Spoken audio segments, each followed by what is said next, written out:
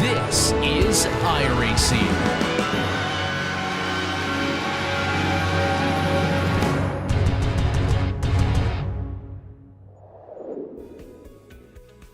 The penultimate round may wind up being decisive in our championships, and in a cruel twist of fate, the organizers have chosen one of the more punishing circuits on the calendar for this event. Everyone will need their wits about them as we get ready for round 12 of the Porsche Owners Club Series, and you'll see it all live here on the Global SimRacing Channel. I am Joe Peak, and with me in the booth is Roush Racing driver Joey Atterbury. Behind the scenes is our director Daniel Costello, and he's using cameras provided by Dougie Beard. Our open wheel fans will have watched plenty of racing here this weekend, but for those not in the know, let's head to our track guide. Welcome to Circuit Gilles Villeneuve. Host of the Canadian Grand Prix for over 40 years, this track's popularity among fans refuses to wane. Although it has gone through a few alterations in its history, the nature of its layout has remained pretty much the same. That nature, of course, is that its 14 turns are mostly chicanes, split up by long straights to add up to a 2.7-mile street course-like canyon of a track. These 4.3 kilometers are mainly made up of actual streets on the man-made Ile Notre Dame, though portions are specifically built for the racetrack. But whether or not fans consider it a true street course, the close barriers that line the majority of the track don't care what you think. Places like the exit of Turn 4 and Turn 9 frequently collect the greedy. But these pale in infamy to the notorious Wall of Champions. Named for its penchant to collect F1 World Champions, the corner itself is called Quebec. Regardless, it's a finicky and tight chicane with a critical corner exit, so drivers are tempted into edging the car as close as they dare to the concrete. Despite the numerous heavy braking zones, passing can be difficult at times for certain types of cars. Often, attrition or cut course penalties play a bigger part in who finishes where. While sports cars and NASCAR have both made stops here, this place is mainly known for its history with Formula One. Named after what is easily Canada's most popular driver in the International Open Wheel Series, this semi-temporary circuit looks like it's actually here to stay for a long, long time. Well, the walls are there to collect many a driver as it has over the years, Joey. We'll see if anybody runs into them today. Hopefully not too many are going to scrape up those wheels and fenders on those concrete walls. But yes, 13 turns, 2.71 miles makes up this incredibly technical circuit in Montreal. It is pretty much a stop and start style of racetrack out here, filled with chicanes. You better be confident on the brakes and be able to roll on the throttle when you need to. A couple good passing opportunities. Turn one, but you got to make sure you actually get to the braking zone down there in that first chicane. And then also look towards the end of the lap, all the way on the other side of the racetrack. Turn number 10, that hairpin, always a great opportunity to kind of slide down the inside or try to pull an over-under. And then, of course, who can forget that final chicane, the Wall of Champions as it's known, turn number 14 out there. You better be careful or you'll end up with severe damage on the right side. Yeah, they do have that spare car, which we'll talk about in a bit, to help them. Before that, as I said, it's the penultimate rounds of the championship is going to be close here at the end. It has come back together a bit, except for the fact that Fulton has run away from Duncan just slightly. It is 3 points between them in total, but remember, they do have drop weeks, and some of that will start to take an effect after this week. Mark Rondeau not that far behind, along with Dylan Scott, sitting in fourth, but really it's been mostly BJ and Jad here at the end of the season that seem to have been taking a lion's share of the points. But that's just the GTE cars. What about the GT4s, Joey? Yeah, right now it's Federico Del Toro leading the way over Christopher Marciniak, who's only 6 points behind there in that second place. Rob Russell, a little bit of a gap back there to third, but things tighten up between himself and John Momeyer. Adam Abrams hanging out inside the top five. Larry Haas, Matt Hollander, Sam Mayorga, Jim Garamani, Michael Terzi all competed so far this season. And as for today's race, let's not forget that we've got 40 minutes, so it's their shorter format. They will have a pit stop in there. There's our two classes, the GTEs and the GT4s. And like I said, 2 spare cars waiting for them. So watch out for that if anybody does get into trouble, that they can get back out there. Before we get to the grid, a real quick mention of our sponsors, which includes Porsche. There is no substitute. Find out more at Porsche.com. And Top Gun MG, helping financial advisors be the best of the best. Contact them today at topgunmg.com. That is topgunmg.com. Now, as for that grid, well, qualifying is over, and up at the top, it is tight between BJ Fulton, who snagged the pole this time, who is going to be flanked by Dylan Scott once they get started. It was about 600ths of a second between the pair of them. Then on row 2, Michael Bolton is going to be starting from third today. Thomas Isabel will be starting in P4. Andrew Chinichi begins from 5th. And to his outside, it'll be Mark Rondeau in the 6th position. Then the last row of our GTE sees Jad Duncan in 7th and Dustin Heindel in P8. Joey? Then over into our GT4 class, it is your championship leader, Federico Del Toro, on pole position in that gray number 27. Going to be next to him in second place is Christopher Marciniak. Larry Haas is going to be starting from third with Jim Garamani sharing row number 2 with him in fourth place. John Momeyer in 5th with Adam Abrams 6th. And Alan Watts is going to round out our 7 GT4 Caymans today. Car is already heading out down towards Lepingle now, so it's going to be just a partial lap before they are released. And I have to ask you, Joey, because Jad Duncan, starting from 7th on the grid, second to last out there, he comes in second in the points, and this place is known for those chaotic first laps, chaotic first corner, really. So if you're Jad, how do you take this? Do you try and be aggressive on the start, or do you hang back a bit to try and be careful? I think that you kind of have to be aggressive out there. You don't have any sort of track position, so you got to earn it out there in that first chicane, maybe even get aggressive going into the second chicane. And he's on the driver's left side of the racetrack. I think point number one, make it through the final chicane under the safety car conditions. It kind of gets narrow through there and then get the launch. But the left side of the racetrack is actually where I'd want to be going down into that turn number 1 and 2 complex, Joe. That's a good point. Yeah, it is a bit weird because it does veer to the right at first, but the first official corner is a left-hander. So a bit strange, but right now the pace car is off and the car of BJ Fulton has control of the field. They do have to wait for the call from the flag stand before they are allowed to get fully on the throttle. So we're giving it a bit before they get to that line, and there it is now. Green flag is out. And BJ Fulton gets a decent start. Dylan Scott trying to hang tough, coming up around the outside of turn 1. It is single file for Michael Bolton there in third. So far, so good. It looks like they may be able to make it through there without an incident. Little bobble. Let's check out those GT4s.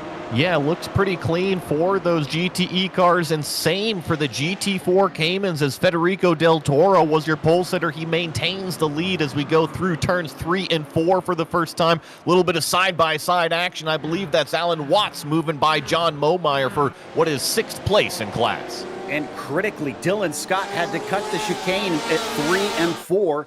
He now has a black flag, a slowdown penalty. Those usually are harsher on that first lap, Joey. Yeah, it just is because it's how it's registered with that lap time, and we don't have an actual registered lap time, so Barney kind of has to guesstimate, and you're right, it can be on the a little bit more of the penalty, the longer side, so we're going to have to see how that all unfolds as we go down into the hairpin the first time. Really aggressive move by Thomas Isbell up towards the front of the field. And it looks like Scott was able to complete the penalty, so I don't see that black flag next to him anymore. And he is holding on to the spot, though. It was close. And that's a huge crash with Jad Duncan involved, and that's also Mark Rondeau. They're going to have to go take some of those faster pairs down on pit lane as we're 3 wide for second place. This is only the first lap. We still got lots to go here. Nice move from Isabel, who's going to take that second place away from Scott Bolton. Slots back into fourth, but yes, championship implications for Jad Duncan, who heads down into pit lane right now and is going to be taking that spare car, I assume. This is way too early for a scheduled pit stop. Such a shame because we were talking about those championship points, and if we will get a replay of it, I mean, I can tell you that exit of the hairpin down there, Joe, it doesn't just feed out onto the straightaway. It has that little left-hand kink into it, and that's exactly where the bottleneck happened. Adam Abrams with a very cool-looking paint this week, but unfortunately, it doesn't give him the grip he needs as Momeyer sneaks by up into 5th position for the GT4s. Thankfully, doesn't hit anything and is able to carry on. As you can see, the walls right up against the cars here on many of the corner exits. It's going to be easy to have slip-ups like that and pay for it in bodywork. Since we're looking at these Cayman GT4s, I was looking at the qualifying times. Federico Del Toro was very, very impressive. He had P1 by about 1 second in change over Marciniak, but really where the meat and potatoes was that battle that we were watching, call it the 3rd, 4th, 5th, 6th place in that Cayman GT4s. Those drivers were very competitive in terms of the lap times and how close they were. Should be fun to watch then, as long as they can all keep it out of the walls today. Bit of a flash into the lights from Michael Bolton, trying to distract Dylan Scott. Doesn't quite work as they go by the wall of champions, all of them successfully keeping it off of that concrete. Meanwhile, we hop on board with Bolton coming down to the braking of turn 1. And Dylan Scott took the fastest lap of the race that time by. That's a nice job there, a 134.069. You compare that to our leader, 34.10, so just a little bit faster, only by about 0.03 of a second. And Joe, did you see that? Dylan Scott hanging the tail out around turn number 4, flirting with some of those concrete walls. Trying to see if he actually touched it. It was very, very close, but I think he may have gotten away with it. He still holds on to that 3rd position, but as this is all happening, BJ Fulton is stretched away by just about 2 seconds ahead of them. So has not completely broken off from them, but is definitely out of slipstream range.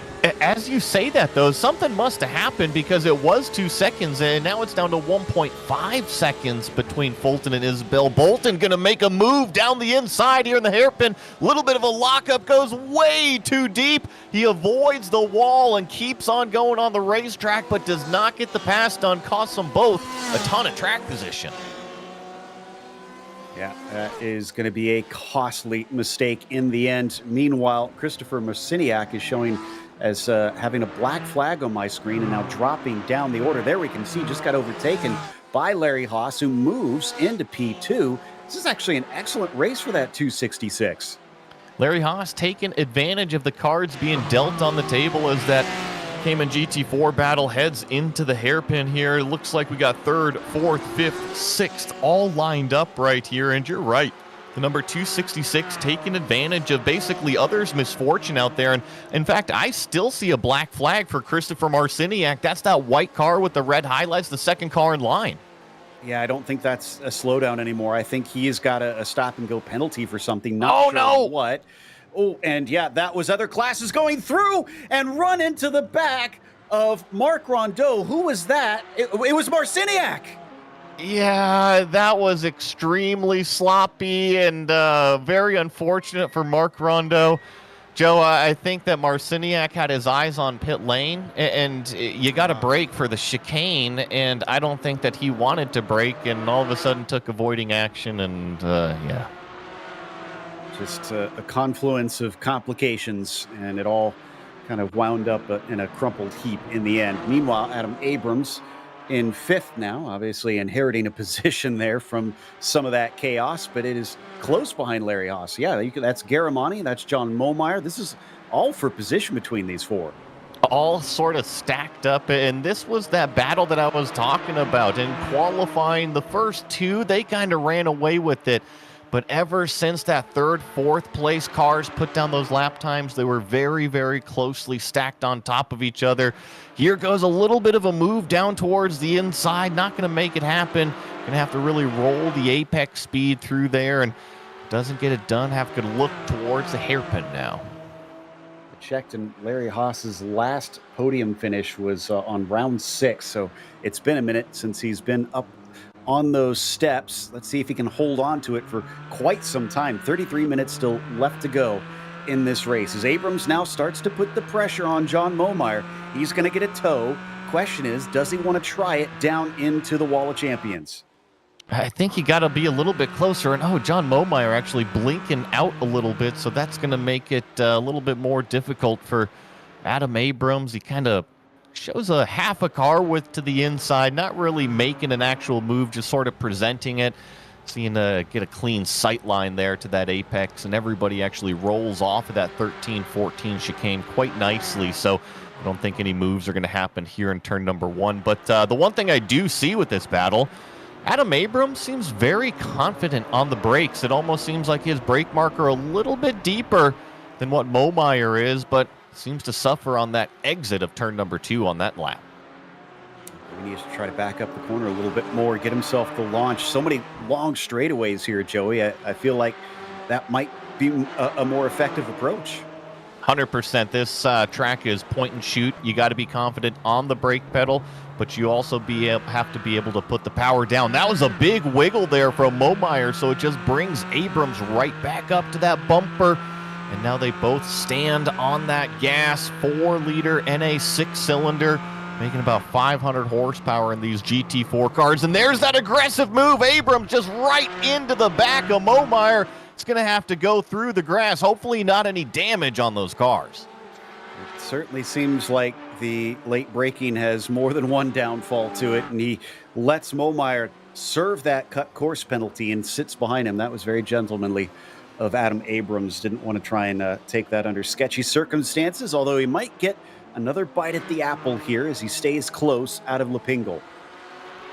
This is where the competitors are going to kind of have to evaluate the cars. Remember, they just had that contact. Is there any sort of steering damage? You also have one of these GTE cars. I believe that's Mark Rondeau coming up in the rearview mirror, so we'll see how he approaches this situation. He has such a huge performance advantage being in that GTE class. Nice and patient. Love to see that. At first, I thought maybe the front clip was missing from Abrams, but that's just he's painted it black, so it was hard to see in some of the haze that we've got here today whether or not that was actual missing bodywork. Rondeau, as you said, going through. And worth noting, not only did we have problems for Jad Duncan sitting second in the points, same thing with Marciniak. Came in here P2 in the championship, and it looks like his opportunities might be slipping away today. Yeah, he had that black flag and is officially one lap down, I believe, from that Cayman class. So going to be an uphill battle, but you never know what can happen. Some big incidents can definitely happen later on in the races. It looks like Chinichi going to get 5th place, and there's a nice outbreaking move on Dustin Heindel going into that first chicane there.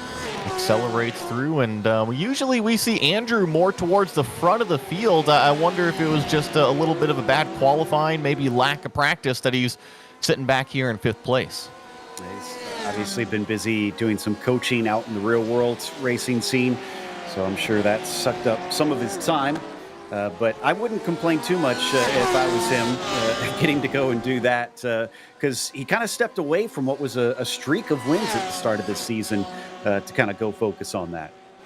I don't know, Joe. Which would you do? Would you rather focus on the streak of sim races or actually go race some really neat factory cars? Well, that's what I was saying. If I was him, I would. I know. I was putting another joke on it. Of course we're going to go racing. That's what we're meant to do. Absolutely. In the meantime, we hop on board with Bolton coming down towards the final chicane once again. And he's very close to Dylan Scott. Been looking to try and take this podium spot away. Can he do it this time? Fully getting alongside and coming into the braking. He backs out of it, unwilling to try and risk it this time. Crucially, Dylan Scott, even though he was defensive going in, was able to actually roll through both apexes there and accelerate out of the corner nicely.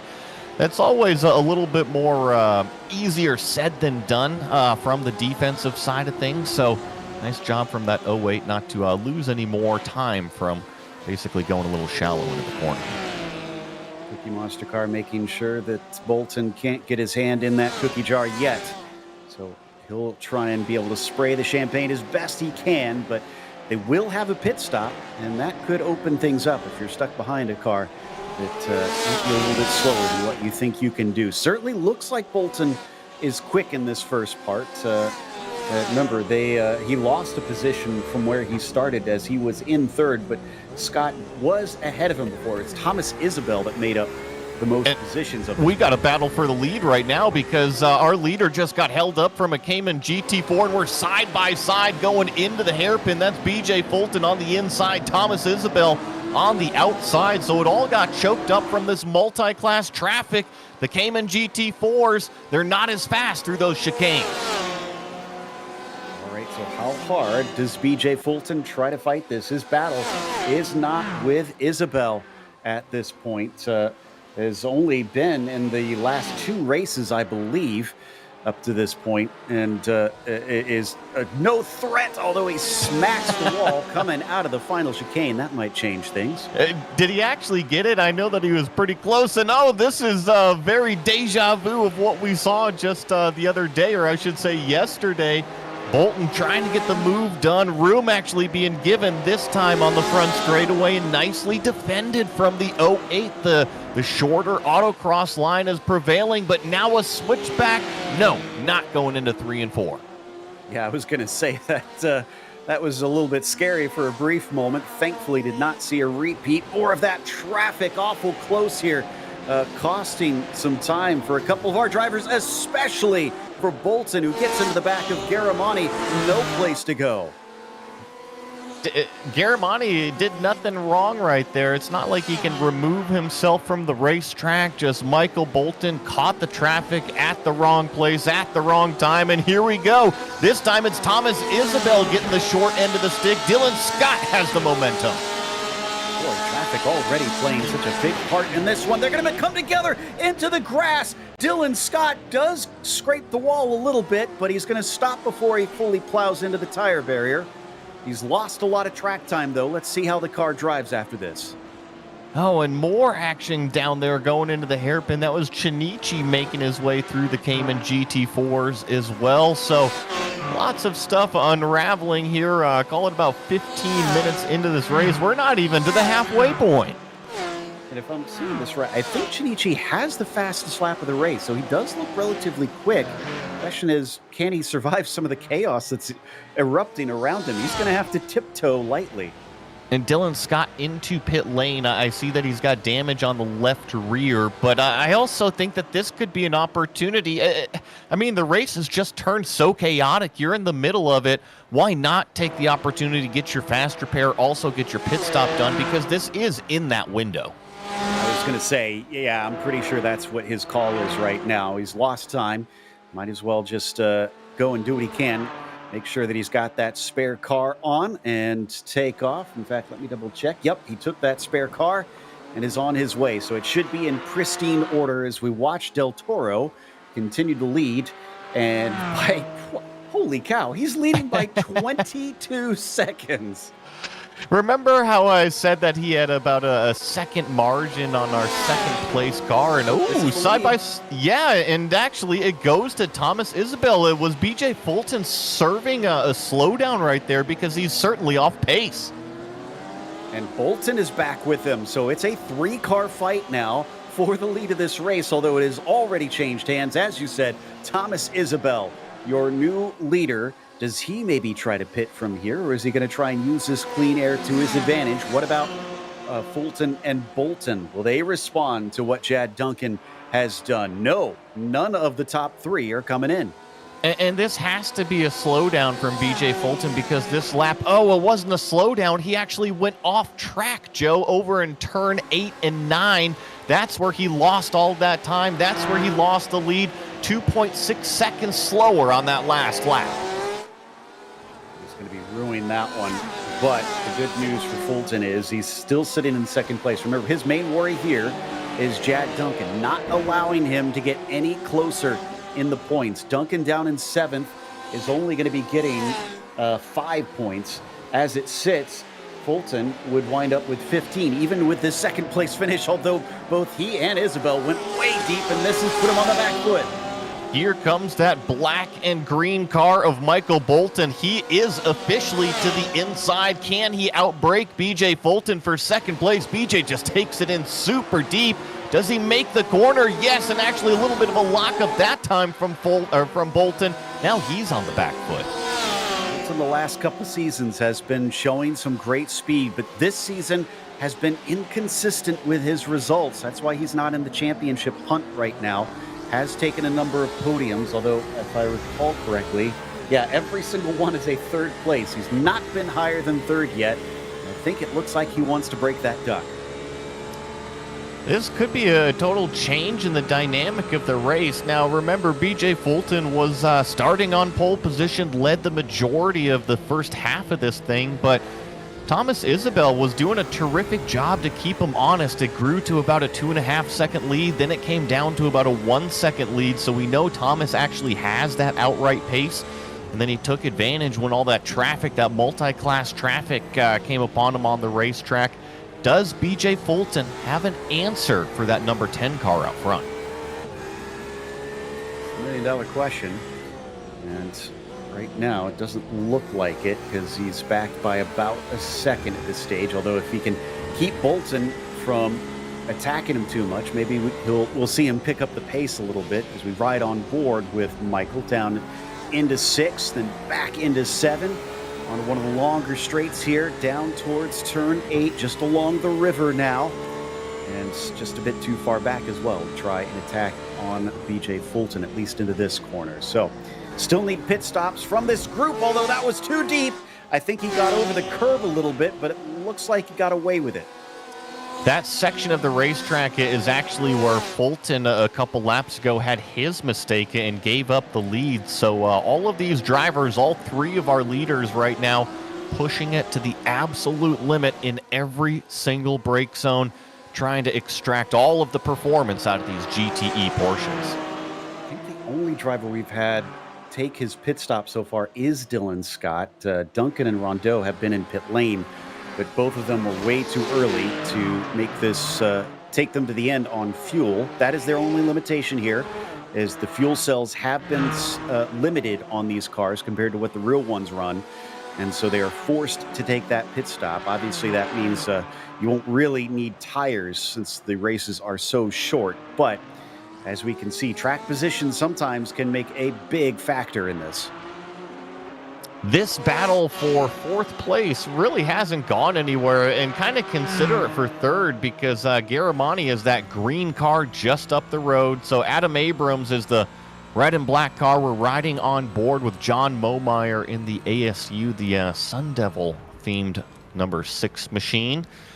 See how aggressive they both are going through that chicane. Yeah, I've been noticing Momeyer's been kind of having an internet connection issue, which can be good and bad for you. I guess you could call him the magic man in your rearview mirror.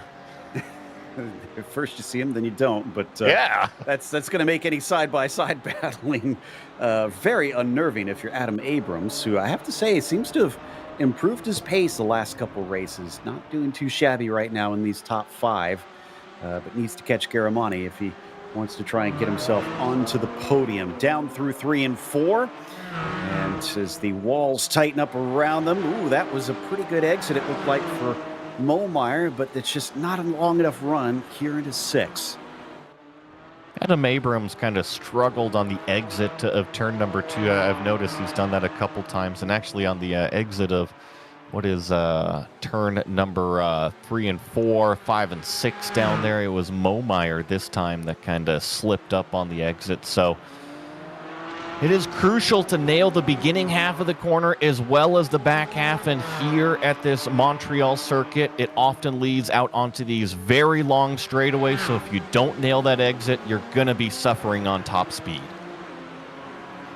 Ooh, and that was a little deep from Garamani. He is going to be ultra vulnerable now. Look at that, right up on his rear bumper. Abrams knows it. How does he try to play this? Will he get the inside line? Or is Garamani going to defend? He weaves off to the right-hand side. Yep, he is going to try and claim that first apex to prevent Abrams from sneaking through. But there's the momentum in his favor. No, slowing down. What's happened? I'm not sure. I don't see any slowdown for Garamani. I wonder if he just got a little bit too much pressure in the rearview mirror, didn't want to kind of overstep the limit. But yeah, gave up both positions there. A little bit puzzling. A bit sad because he was having a good race, looking at potentially a top 3. But now it is Adam Abrams into that position. And he is still being chased by Momeyer, so that battle's not over. Meanwhile, we've rejoined our leaders in the GTEs. Isabel still at about 1 second ahead, so it's kind of hovering where it was. If anything, they've kind of started to separate themselves from Michael Bolton. Remember, he had that small mistake, but now he's almost 2 seconds behind Fulton. So BJ doing a good job not to let this number 10 car of our leader escape out front after he lost the lead. That's what I was really looking for, is does he have an answer, or is just Thomas Isabel going to run away? Right now, BJ Fulton keeping him honest, keeping him where he needs to, and still play out the strategy game with the fuel stop. Have many laps left before they will likely need to make that fuel stop. I'm anticipating 2 at max, depending on who has been doing what on that fuel saving. Not really a thing you'll often see them do, although this track probably could lend itself to it a bit with those long straightaways. Coming down towards turn 8, it's back up to 1.2 seconds briefly for Fulton. Maybe just a tiny slip up here or there. And that's big for Thomas out front, because usually it's about 1.1, 1.3 seconds or so here in the sim where you really start to feel the effect of that slipstream. So right now at 1.0 at apex, let's see what the accordion effect once they actually get out onto the straightaway here, up to about 1.2. Excellent exit from BJ Fulton. 1.1 in closing. That was a nice job out of that hairpin from the 82. Yeah, it's a big gain. It's under 1 second now. He is reeling him in as they break for that final chicane. Oh, behind them, Michael Bolton decides he's going to be the first to blink amongst these three, at least if you bar Dylan Scott out of that equation. That said, where is Scott going to line up with Michael Bolton once he emerges? Yeah, that is a very, very good question. And one cool part about this circuit is the pit lane delta, extremely short. Now we're using these stalls all the way down at the end past the F1 paddock, so you got to go and trundle all the way down here. But once you return out onto the racetrack, it is a very quick trip, and you see the traffic already out there on the racetrack. It seems like Dylan Scott is going to be coming through turns 1 and 2. Michael Bolton still out in front of him. Wow, I'm impressed. I would have thought that Scott, being more on his own, would have had a chance to try and leapfrog him, but that was not the case. Great laps from Michael Bolton to manage to stay ahead as he has to overtake a bit of lap traffic. Alan Watts staying nicely out of the way of him, and now acts as a buffer between himself and the 08. Scott was able to get through nicely. A little bit of a wag of the tail there from the 08 machine. Got to keep those rear tires underneath you, even if it is just for another 15 more minutes. The more you keep care of your equipment right now, the more it'll be there for you at the end of the race when you really want to lean on it. Oh, maybe a little bit of brush of the wall right there from Dylan Scott. He's pushing it. He's taking it right up to the limit. By the way, Isabel and Fulton both did not pit again. There you see them now, going by the entry. So very good fuel mileage. Usually this is about where I would have expected them to come in. Traditionally, I think it depends on the circuit, right? And just where the calculations, where the real fuel capacity kind of takes place. But here is Dustin Heindel, so the Cookie Monster machine is going to grab some. What do you think he's got? Chocolate chip cookies waiting there for him at the pit box? It's got to be chocolate chip. That's what Cookie Monster's favorite is, right? Yeah, exactly. I'm a fan of double fudge, though, or peanut butter cookies, honestly. Throw in a snickerdoodle or two. Oh, yeah, that's a good choice. Anyways, Michael Bolton still running in fourth now that he's done with his pit stop, the leading of the cars that have taken their pit stop. But for a little while, we looked at Andrew Chinichi on our screens, and I checked his lap times. He's still faster than the leaders. He's gaining on them. You're right. 33.7 that last time from Chinichi. Michael Bolton, who's on screen here, that doesn't really count because he was exiting pit lane. But you're right, our leader at 34.7, so a full second faster when we're talking about Chinichi. As Federico Del Toro has not pitted yet. He has extended his lead up to 28 seconds over second place in class. None of the GT4s have taken their scheduled stop, actually. Watts and Marciniak were in for damage repair a little bit earlier. And Larry Haas continuing to plug away, again, with an excellent run. He's now 10 seconds ahead of John Momeyer. So all the squabbling, speaking of Momeyer, has put them well far away. And that might have added to some of the distance there. As you can see, they've pitted. Yeah, I think Garamani, I see Chinichi in pit lane as well. Something I caught on my feed, Joe, BJ Fulton got the serious bad end of the stick going into the final chicane this lap. He was only 0.8 behind, and there is a Cayman just parked in the middle. It is now a 2.5 second gap to our leader. That will sometimes happen with traffic, and you can't just rely on your sheer pace out here. You have to try and be able to overtake those slower cars in the most effective way possible, as we've seen, because this might wind up giving Isabel a win if things stay as they are. He's got traffic of his own. That is Larry Haas, who we were just talking about a brief bit ago, and he manages to scythe his way up the inside quite easily.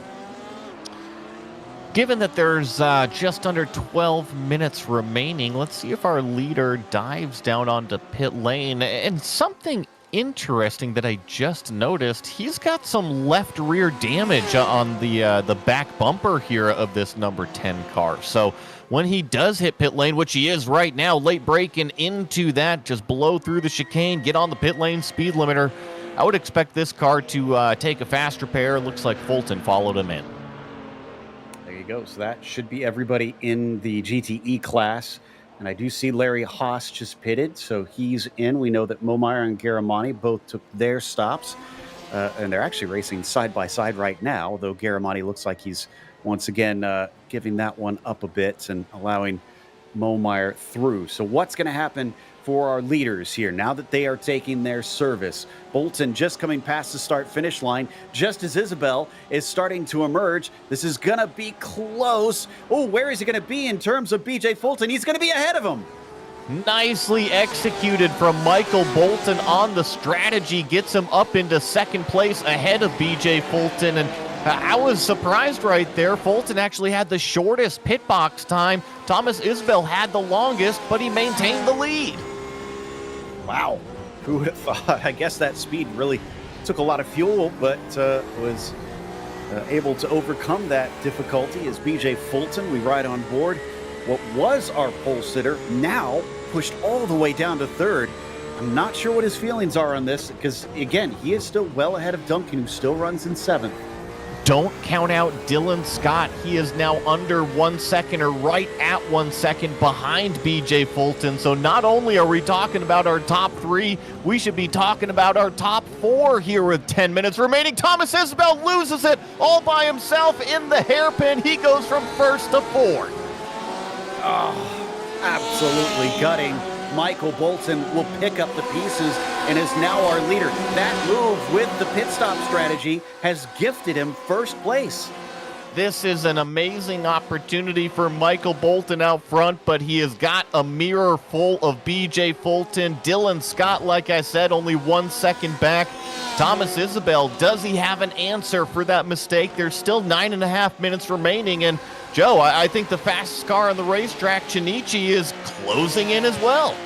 Just clipped the wall coming out of the Wall of Champions, though. So I don't know what that damage is going to do to the car. I can see a little bit on the right rear that has resulted from that. So he is pushing, yeah, but has he pushed too hard?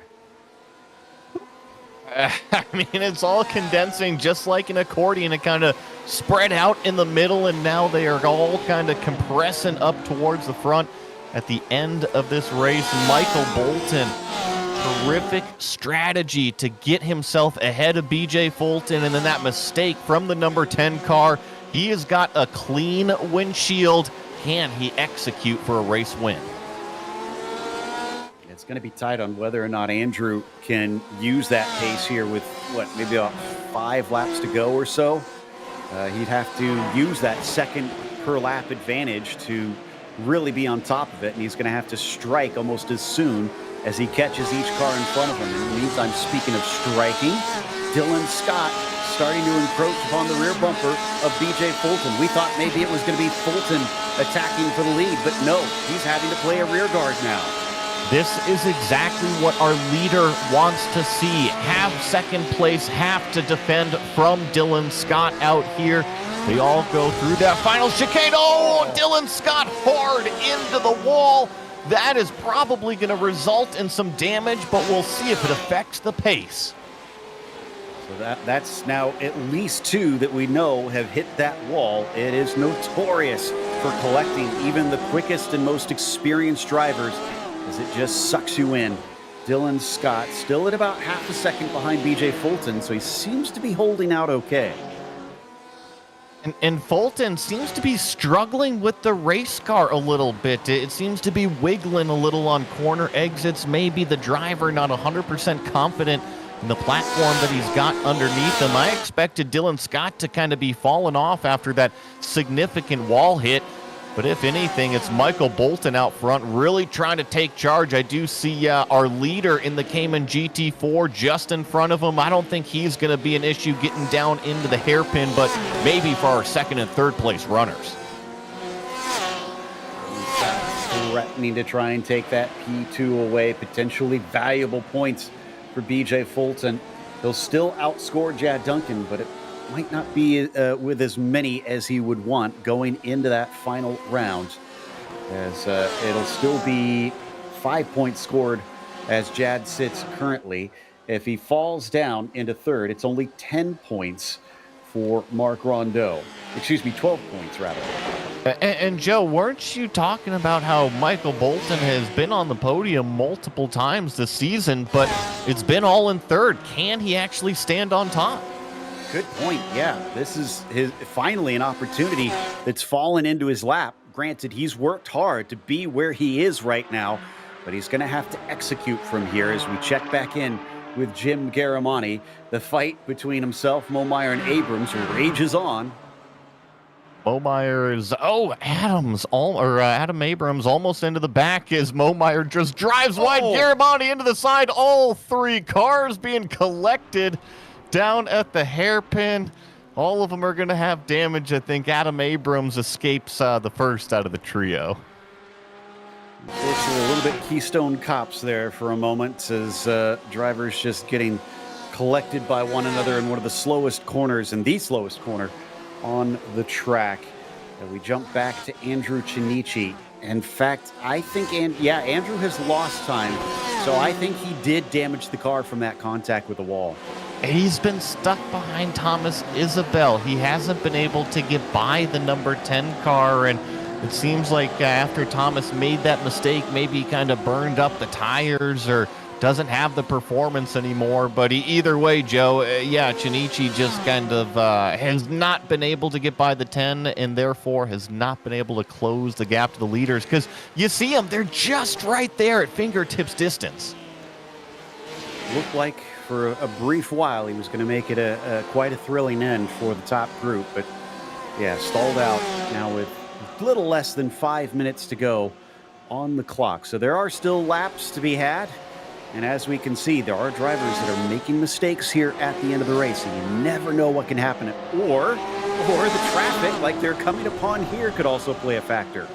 Andrew out really wide there on the exit of turn number 2, so not in a position to be able to make a move. But you're right, that Cayman GT4 was kind of in an odd position out there, but both of those GTE cars able to navigate it. So we've got a good battle for second between Fulton and Scott, and then what is this battle for fourth place that we're watching between Thomas Isabel and the number 97 of Andrew Chinichi, which does have a little bit of damage on the rear end of his machine. Now, they do have a little bit of traffic in front of them, but it is Mark Rondeau, which is in their class, so I don't think they're going to be catching them as quickly. So they might not have any more cars that they have to overtake here at the end, unless they get up to the next one, which is John Momeyer, which is a possibility, but I think you'd almost have to make a mistake for them to catch him in time. Meanwhile, we're watching Chinichi out of Lapingle, still chasing on Isabel. Almost not even almost. I'd say it is a missed opportunity for Thomas here, who looked like he had real speed earlier. 100%. Granted, the cars were closing in on him up at the lead, but he had the track position. He had already executed the pit stop, and it was just a little bit of a self-mistake going too deep into that turn number 10 hairpin. So I'm sure he'll be kicking himself for it, knowing that he potentially had a race win just right there already. Things picking up for Andrew once again. Very strong in that first corner. So maybe he's overcome some of the handling issues he's been experiencing, or has just been able to deal with the aero wake of that car ahead as he slides and nearly touches the exit of 4. Pretty close to that concrete wall on driver's right, and I noticed just in front of him a little bit of a mistake from BJ Fulton as well, so that's just going to allow Dylan Scott to kind of close it in. Exactly what Michael Bolton, our leader in that black and green number 127 out front, wants to see. Fulton continuing to slip back. Now the gap 2.7 seconds, and he's still under pressure. It's not over yet, though. They are actually catching some of the GT4s. Bolton has to successfully get through there, and successfully getting through, it's Andrew Chinichi up into P4, almost barging his way past Thomas. It was a very aggressive move down there into turn number 10, but now he's got the track position. No, I take that back. He's going to give it back to Thomas Isabel, it looks like. Yep, redressing that one. Maybe didn't feel like that was a fair overtake, having to elbow his way past. Meanwhile, I think we got 2 to go. Yeah, that was close, but I don't think Bolton has gotten the white flag this time by. I think he's going to get it next time. This is going to get really choked up right here. Can Fulton slide to the inside? Yes, he does. That was crucial. Now Dylan Scott's just going to kind of follow him through. I believe that's Jim Garamani on the horizon. Joe, this is another narrow part of the racetrack. Big catch of the slide from Dylan Scott. He's doing everything he can for this one. Jim Garamani is there at exactly the wrong time. That's going to hold up Scott. Fulton can now run away. Oh, and then now Dylan Scott makes another mistake. He is in the wall on driver's left with time running out. Thomas Isabel and Andrew Chinichi are not very far behind, so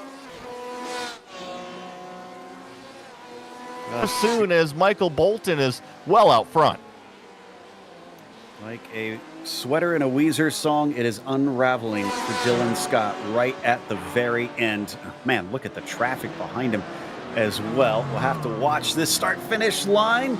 And that was deep from Andrew Chinichi. Once again, down into that hairpin. Bolton coming up to that final chicane with about 15 seconds to go. Yeah, I should be getting the white flag here. I didn't think I saw Barney wave it before, so I think he officially has to put it out there. Let's see what happens. 3, 2, 1, white flag, at least on my screen. Michael Bolton, one more lap remaining. Had about a second, maybe even less than that to go. So hopefully everybody put in the right amount of fuel to get to the end of this one as we watch Dylan Scott try to make up for some of the mistakes that he made, some of the bad luck that he had there on that last lap. But it's nearly 2 seconds. That might be too far away. Now it's to Isabel and Chinichi for the closest battle in the top 5. Remember, Chinichi had that really aggressive move maybe a lap or two ago down at the hairpin, and does he basically do a repeat? He knows it's the final lap. Can he get close enough to make a legit aggressive move this time? Man, it's been impressive at the end of the race how Bolton has been dealing with this, although he had a little slide there coming through turn 8. But it's up to 5 seconds over BJ Fulton. Bolton has been just really slicing through this traffic really well. He has taken hold of the opportunity that has been placed into his lap, and he has capitalized on it. He hasn't let the rear view mirror affect him at all. He has driven out the windshield, as we call it. He has executed, and he's got one more brake zone remaining. It's been third place after third place from Michael Bolton. 4 of them in this season. In fact, 2 of them in the last 3 races. But this most recent one, it's not going to be third anymore. It's going to be a win for the 127, his first of the season. And Dylan Scott got turned on the straightaway on the last lap. That was an interesting thing. BJ Fulton's going to finish in second place. Federico Del Toro, here is our Cayman GT4 class leader. He's coming up to the turn 10 hairpin. He was your pole sitter. He's your fastest lap holder right now, and he only has a couple corners remaining too. And he can't be overtaken. Larry Haas wound up behind Michael Bolton before the checkered flag. So it's going to be a full lap distance between the 27 and the 266. Honestly, the way he's been running, it might as well have been that far away. Del Toro looked like he was not going to let this one go. And he'll come out of the Wall of Champions with a checkered flag in sight through the haze and a victory for Del Toro in the GT4s. Always been liking the attitude that Federico brings to every single race, always improving out there, and it's always nice to add another checkered flag to the collection. Well, that one got exciting, which we tend to expect here at Montreal. It puts on some wacky races, and up at the front of it, it wound up being Michael Bolton, your victor for his first win of the season. He'll be chuffed about that. And BJ Fulton comes home in second to try and defend a potential championship, as Thomas Isabel will get a podium behind him. Andrew Chinichi winds up in fourth. Dustin Heindel in P5. Jad Duncan 6. Dylan Scott, with that incident at the end, did not finish the lap. Gets scored in 7th, so Duncan gets one more spot out of this. And Mark Rondeau will wind up 8th today. Over to those Cayman GT4s, it was your championship leader, Federico Del Toro, in that number 27, victorious once again.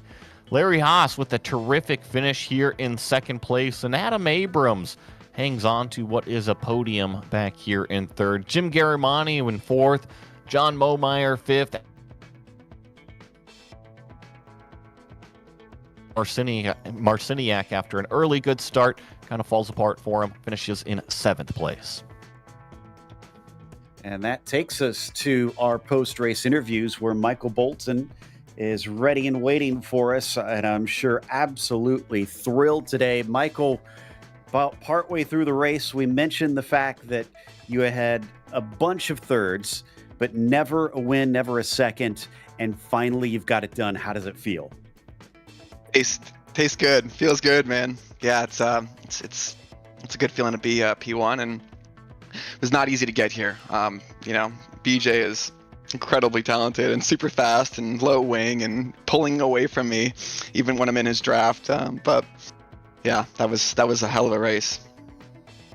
And talk about the pit stops, because those wound up being quite decisive. You emerged ahead of BJ.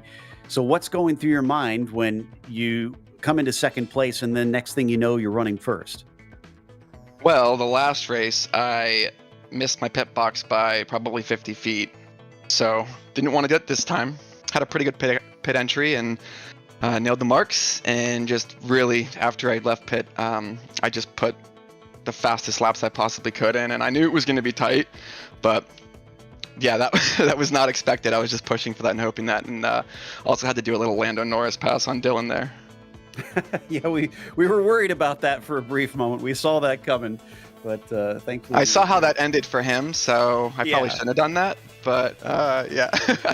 Hey, whatever works, I suppose, in the end. So coming to the last round, obviously you're not in the championship hunt. Can you go 2 for 2 to wrap up the season in Austria? I would love to. I love this car. I know we're probably changing cars next season, so yeah, I'm going to give it my all and just try to put this thing back on the podium and hopefully have a better second season. So, all right, that's Michael Bolton, our winner. Congratulations, sir. Thank you very much. And then up next, it looks like we have our winner in the GT4s, Joey, talking to Federico Del Toro. Yeah, Federico, congratulations on yet another win. Thank you. That was a good one. That should be win number 6 for you on the season. Pretty impressive, sir. Yeah. Well, I'm jumping next season with all those guys, so I might not be seeing you that often. No, you got to give yourself some credit. I think that every single week you come out here and are always focused on improving. You run some clean races, and obviously the results show for it. Yeah. Well, we'll give it a try. I still, I'm still pretty green on the racecraft side of it, but we'll give it a try for sure. Well, there's only one way to find out, and that's jump into the deep end. So it sounds like you're going to be doing that. Is there anybody you want to give a shout out to while we got you here? As always, my wife that puts up with all my practices every other day. So, and you guys are doing a great job. Everybody in the club is doing a great job. So, I'll see you. I hope the deep end is not too deep. I think you'll be swimming just fine out there with the big sharks. That is Federico Del Toro, your Cayman GT4 championship leader, race winner out here in Montreal. Terrific job here tonight from the driver of the 27. And also an interesting and I'd say at times impressive job from our second place finisher, BJ Fulton, in the GTE class, who should go into the last round, our points leader. BJ, speaking of the points, were you points racing at all today? Were you paying attention to that, or did you put it out of your head? I pretty much put it out of my head. I was just trying to drive as fast as possible and take the W tonight. But I went with a super low downforce setup and just burned my tires out in those first few laps and lost all my pace. We were wondering why suddenly he got caught by a few of the drivers. Were you expecting that? Because with the fog, I would have thought that the track would be cool and sticky. It was weird. The temps were kind of cool, but it felt a little slippery today for some reason. So, I don't know. It was a risk, and I thought that I might overheat my tires at times, but I didn't honestly think that I'd be struggling to hang on for like the majority of the race.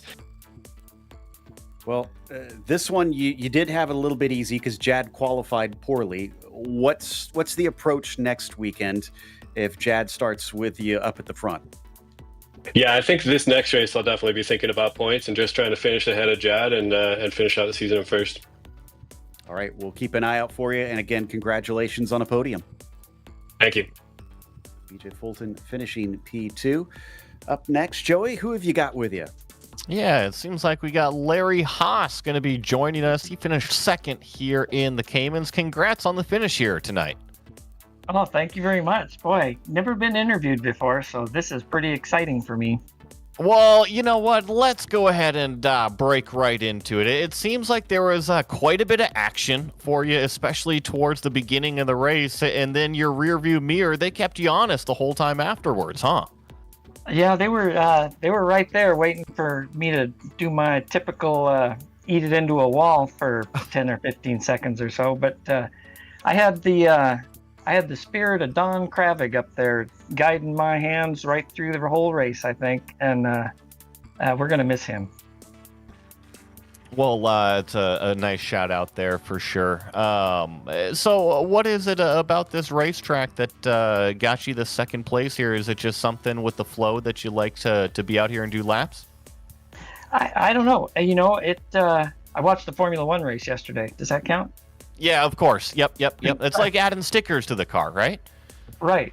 No, I just had the kind of the flow going, and I didn't try to get too much and just backed off to where I could run, and it worked out for me.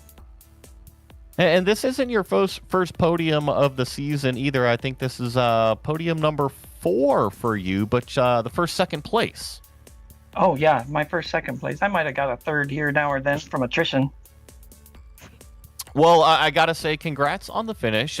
Keep it up out there. And is there anybody that you want to give a shout out to? It just my mentors, Debbie and Don Kravig and John Momeyer. Boy, they're my best help.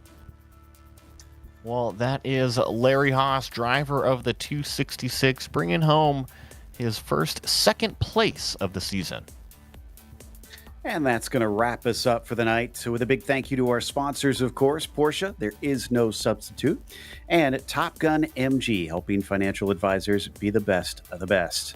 Thanks to the team today, Joey, Daniel, and Dougie. Make sure to check out our social media website and merchandise store. And don't forget to subscribe to our YouTube channel so you don't miss a moment. As we mentioned, 2 weeks from now, the finale at the Red Bull Ring will be Monday, June 30th at 10 p.m. Eastern. So make sure and tune in for that. However, be sure to check out our other broadcast. And until next time, race clean, race hard. We'll see you on the track.